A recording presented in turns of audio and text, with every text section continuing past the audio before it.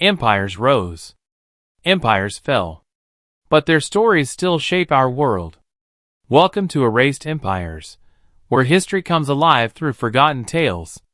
Like, comment, and subscribe. Your journey through time begins now. Today, millions of people live in this city. Tourists walk through ancient ruins. Cars drive on roads that are thousands of years old. But Rome was not always like this. Long ago, this was just empty land. Hills covered with grass and trees. A river flowing through the valley. Small villages scattered on the hilltops. This is the story of how those small villages became one of the greatest empires in human history. Let's go back to the beginning. Back to 753 BC. Every great city has a story about how it began. Rome has a famous story too. It's a legend. A legend means it probably didn't happen exactly this way, but Romans believed it for hundreds of years. The legend starts with twin brothers. Their names were Romulus and Remus. According to the story, these babies were born to a princess. But a bad king wanted to kill them. He was afraid they would grow up and take his throne. So the king's soldiers took the babies to the Tiber River. They put the babies in a basket and left them there to die. But the basket didn't sink. It floated down the river. Eventually, it stopped at the bottom of a hill. The babies were crying. They were alone and hungry. Then something amazing happened. A mother wolf heard their cries. The wolf came to the babies. But instead of eating them, she fed them her own milk. She protected them like they were her own cubs. Later, a shepherd found the boys. He took them home and raised them as his own sons. Romulus and Remus grew up to be strong young men. They learned the truth about who they were. They went back and defeated the bad king. Then they decided to build a new city. They chose the place where the wolf had saved them. The 7 hills by the Tiber River. But there was a problem. The brothers couldn't agree on which hill to build on. They argued. The argument became a fight. And in the end, Romulus killed his brother Remus. Romulus became the first king of the new city. He named it after himself. Roma. In English, we call it Rome. This happened, according to the legend, on April 21st in the year 753 BC. Now, as I said, this is just a legend. We don't know if Romulus really existed. Probably he didn't. But this story tells us something important. It tells us what Romans believed about themselves. They thought they were survivors. They thought they were tough, like wolves. They thought their city was special, chosen by the gods. And they thought disagreements could be solved with violence.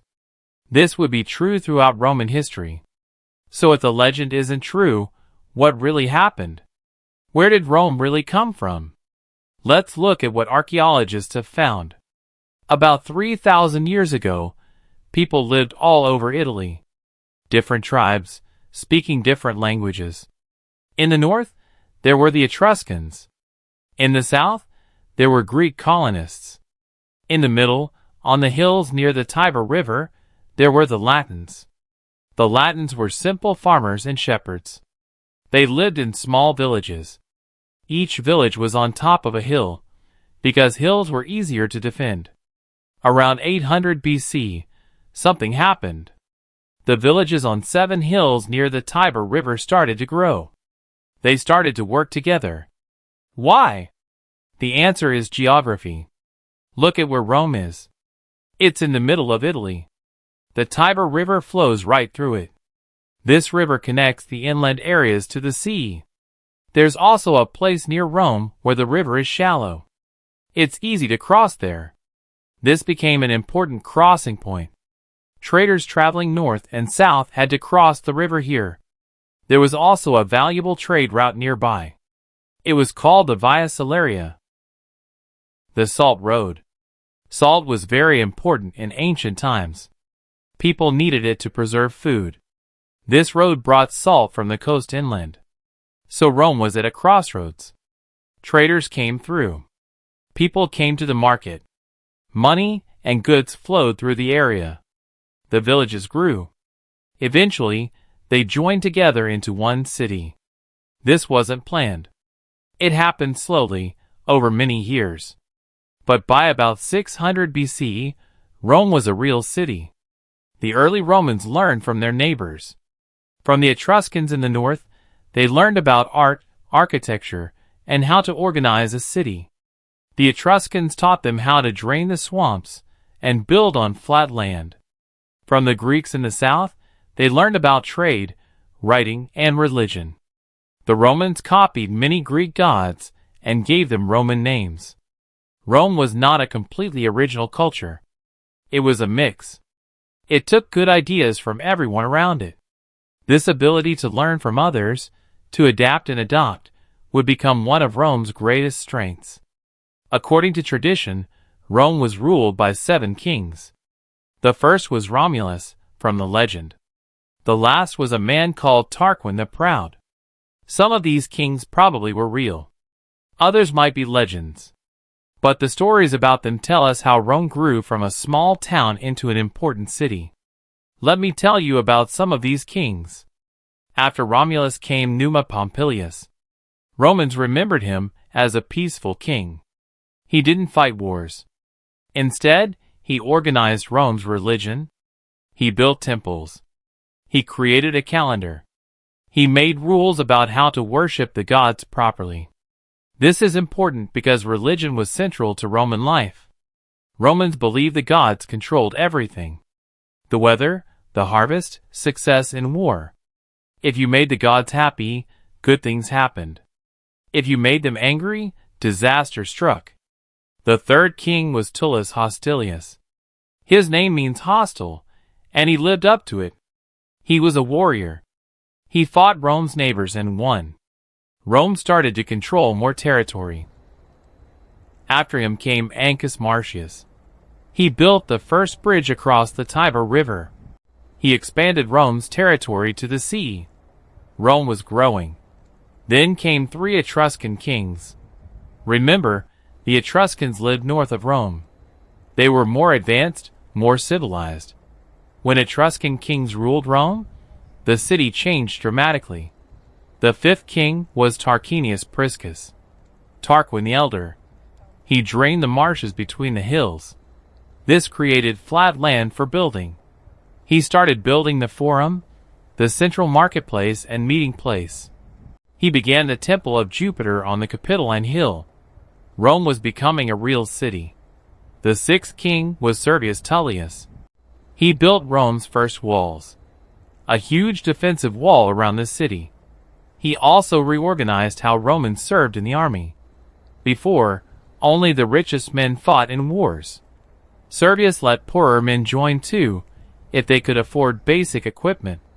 This was important. It gave more people a stake in Rome's success.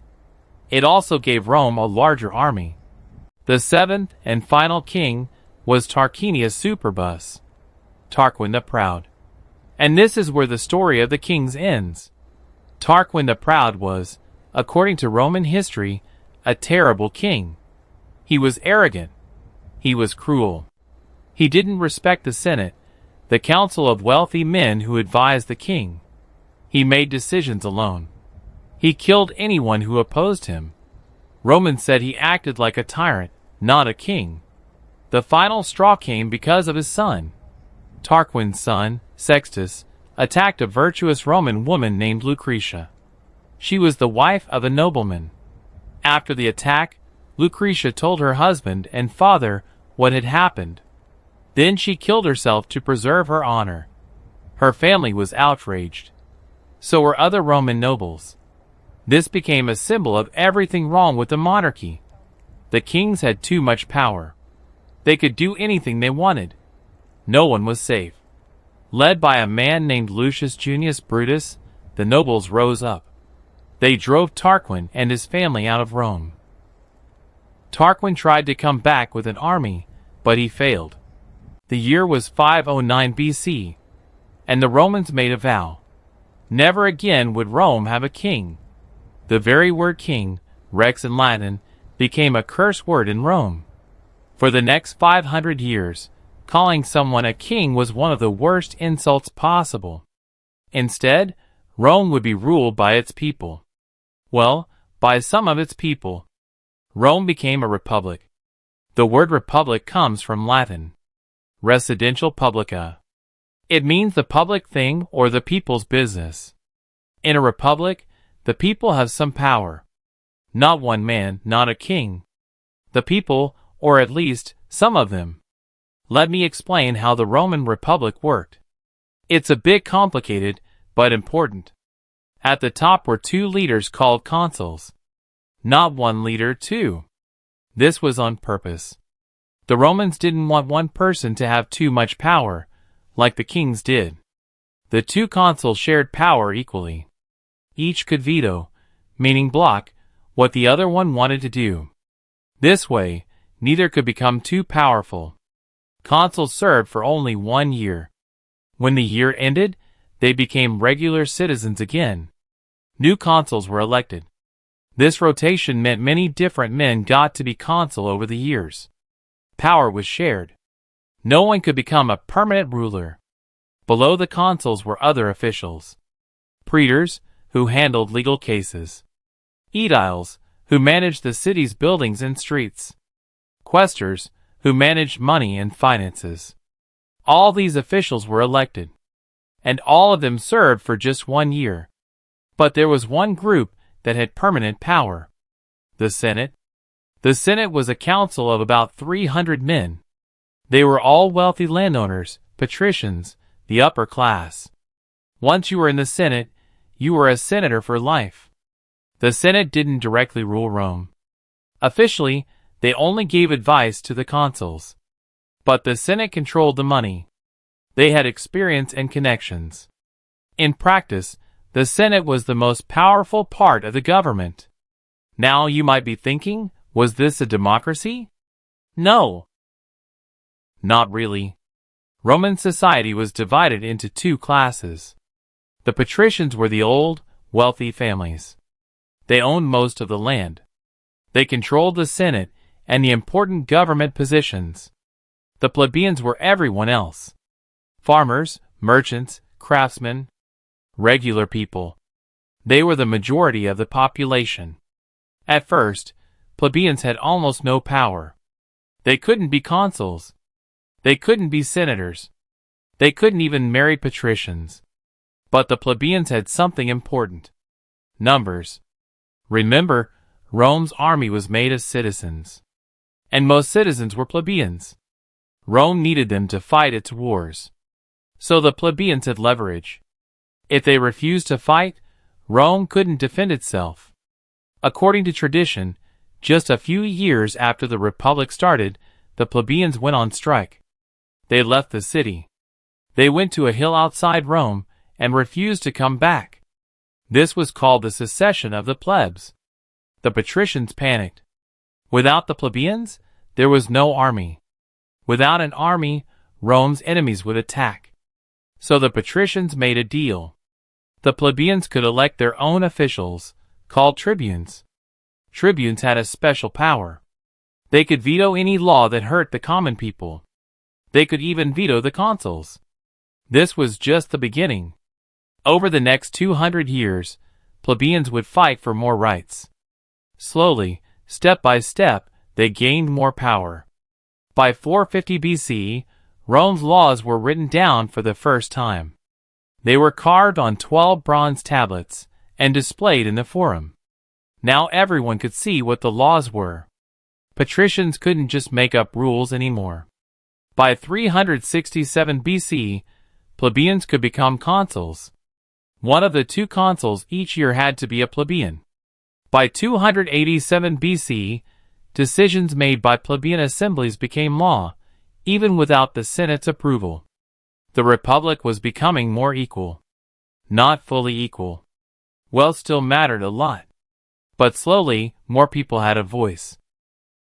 This system, this balance between different groups, was Rome's great achievement. Power was divided. Different officials checked each other. The rich had the Senate. The common people had the tribunes. Everyone had some power, but no one had all the power. When it worked beautifully. The Republic would last for nearly 500 years. That's longer than the United States has existed. But the system had a weakness. It depended on people respecting the rules. It depended on everyone caring more about Rome than about themselves. Later, as Rome grew larger and richer, that would break down. But we're getting ahead of ourselves. When the Roman Republic began, Rome was not a great power. It was just one city among many in Italy. All around Rome were other cities and tribes. Some were friendly. Many were not. Rome would spend the next 250 years fighting them. One by one, Rome would defeat its neighbors and take control of Italy. Let me tell you about some of these early wars.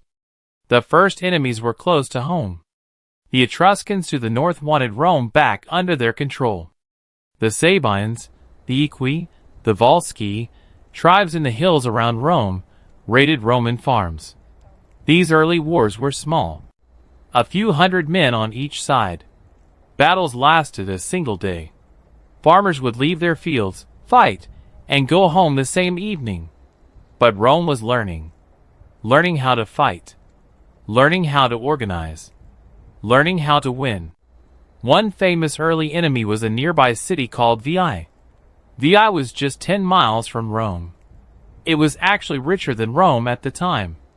Rome and Veii fought on and off for years. Finally, around 396 BC, Rome besieged Veii. The siege lasted 10 years. When Rome finally captured the city, they destroyed it completely.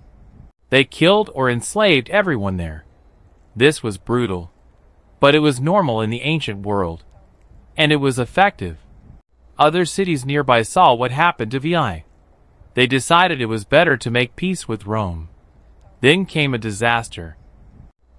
In 390 BC, a tribe called the Gauls invaded Italy from the north. The Gauls were fierce warriors. They were bigger than most Romans. They fought wildly, without much organization. And they terrified the Romans. The Gauls defeated a Roman army, then marched straight to Rome.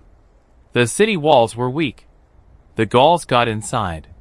For months, Gallic warriors looted Rome. They burned buildings.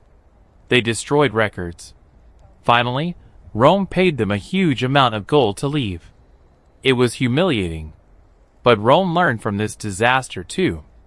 They built better walls. Strong stone walls all around the city.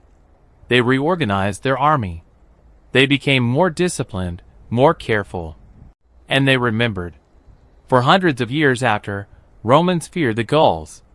That fear would push them to conquer all of Gaul, modern-day France, just to make sure it never happened again.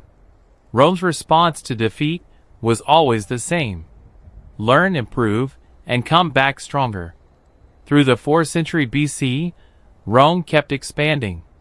They fought the Samnites, a tough mountain people in central Italy. These wars lasted on and off for 40 years. Eventually Rome won. They fought Latin cities that used to be their allies. Rome won and took control. By 275 BC, Rome controlled all of Italy south of the Po River. The entire peninsula. How did they do it? Rome didn't conquer Italy through military force alone. They were smart about it. Let me explain Rome's strategy. When Rome defeated a city or tribe, they had a choice. They could destroy the city completely, like they did with Veii, or they could make a deal. Most of the time, Rome made deals. Defeated enemies became Rome's allies. They kept their own governments. They kept their own customs and laws. But they had to do two things. First, provide soldiers to Rome when Rome went to war. Second, let Rome control their foreign policy. Allies couldn't make treaties with other states. Only Rome could do that. In exchange, allies shared in the loot from Rome's wars. When Rome conquered new territory, when they took gold and slaves from defeated enemies, the allies got a share. This was brilliant. Think about it. Every time Rome won a war, it gained new allies. Those allies had to fight in the next war. If Rome won that war, there were even more allies. And so on. It was like a snowball rolling downhill. Rome kept getting bigger and stronger. Rome also built roads. The famous Roman roads, straight and well made, connected Rome to its allies. These roads had a military purpose. Roman armies could move quickly to any trouble spot. But the roads also helped trade. They connected Italy economically. This made everyone richer. Rome also did something clever with citizenship.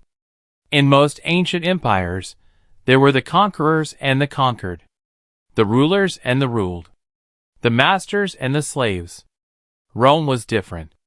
Some defeated enemies were given Roman citizenship.